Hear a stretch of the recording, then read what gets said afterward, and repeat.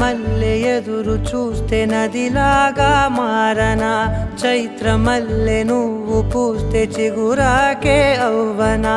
నన్నే వరించే యువరాజును అంట నీ